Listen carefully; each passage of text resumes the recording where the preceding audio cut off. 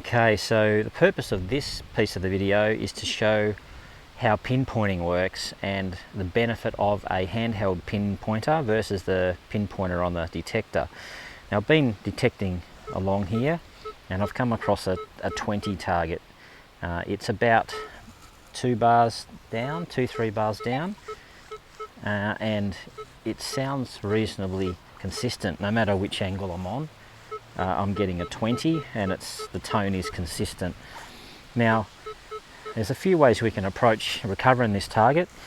One is we can just dig a hole in the area we think the target's lying in and see if we can get it that way. Now, obviously that's going to be very hit and miss, and it's going to mean that it's a bit hard for us to really home in on it straight away. We're going to have to hunt around a fair bit. It's going to take a lot of time and energy just to try and recover the target. Now, the pin pointer on the detector is definitely something you should get into the habit of using. If I go over it with a detector and it's ringing up 20, hit the pinpoint like so.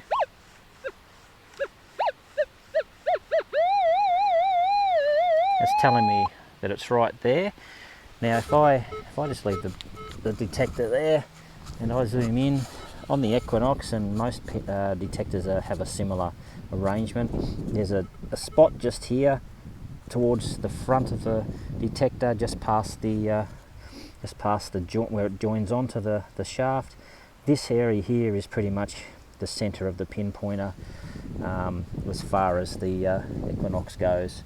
There's also an arrow on the top of the pin pointer, of the coil, which can also be useful.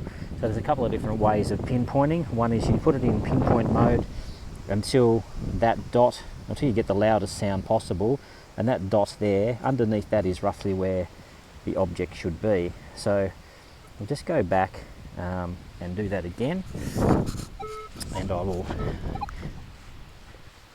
see if we can mark it.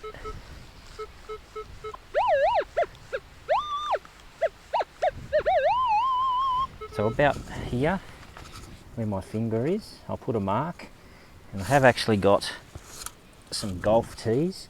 So I'm going to put a golf tee in the ground where that center of that target should be. Now I'm going to move around to the side of the target. So I've moved about 90 degrees or so to the other side, put it in pinpointer mode again, do the same thing.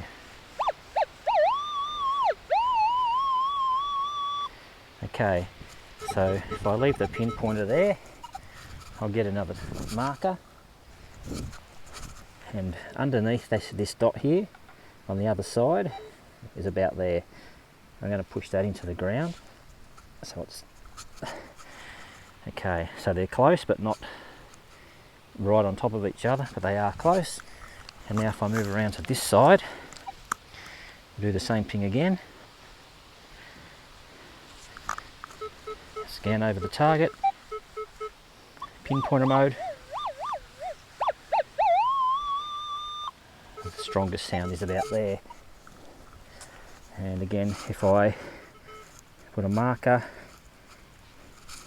it's about there. So you can see that they are all pretty close together. Now, that's not a bad way to mark your target, and that's pretty consistent no matter what angle I was on. But I have found sometimes with different targets, if they're on different angles, if there's other objects around them, these pinpointing marks would be much further apart than this. They'd be scattered quite widely. Now, the other way of pinpointing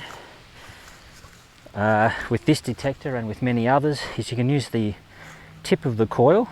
So if I just zoom in a bit, down here, you'll see that arrow there on the tip of the coil.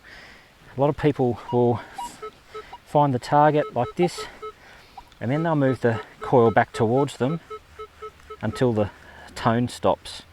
So if I do that, back and forth over the top of it, till the tone stops about there, where the tip of my coil is, which is very close to where those marks are. If I come around to this side and do the same thing, Okay, so stop right there where the tip of the coil is, and again if I come over to the other side, do the same thing again. There's another target just here which doesn't help. It's a little bit off that one on that angle out there.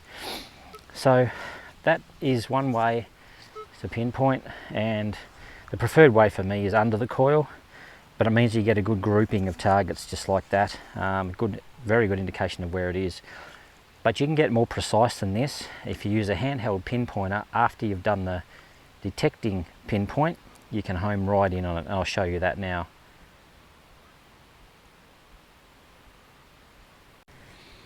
Okay, so you can see the 3 markers here, and I've dug a hinged plug around those 3 markers. Now the thing to bear in mind on this occasion was that I couldn't pinpoint the target from the top. I'll show you an example of using the pinpointer when the target is closer to the surface, when I find something that's going to help us illustrate that. This one here, as we saw on the detector, was down 2 to 3 notches, arrows, which is about 4 or 5 inches, that kind of thing. I put the pinpointer here over the top and I can't get a reading on it. I don't know where it is. Now I've dug a hinge plug around those marks, pinpoint with where I pinpointed with the detector. I pull that hinge plug back, and now if I look in the hole, if I didn't have a handheld pinpointer, how would I find that target? If I wave the detector back over there again, it's just going to sound the same as it did before. Even though there's a hole in the ground now, I can search around, can't see anything in there. There's no way I'm going to be able to easily find that target. I don't know if it's in this plug, I don't know if it's in the ground, I don't know if it's left or right, down the centre of the hole. But if I've got a handheld pinpointer, I can easily investigate, and bang, I know it's right there. There's no doubt. The pinpointer's beeping its head off at that point there. It's sounding here away from the actual target, but hear how the beeps are further apart. When I get close to the target, they become rapid. It's right there. I have no doubt at all where that target is. If I didn't have this handheld pinpointer, I'd be mucking around here for who knows how long trying to find that target. Okay, so now I just simply take out some dirt around that area, and usually you'll dig it up straight away. In this case we've got a bottle top, not unusual at all to dig these, but I found it very quickly. And what it means now is I can fill my hole in and I can get on with the next target. I can just put my plug back down, I'll take my markers out, I can put my plug back down like so. I can stand up, push that back into the hole, make sure it's nice and firm, like so. Ruffle the grass, make it as clean as you can, and the job's done. You would never know that was there. That's why you need a pinpointer, a handheld pinpointer. But when you use it properly in conjunction with your detector, recovering targets is a lot faster.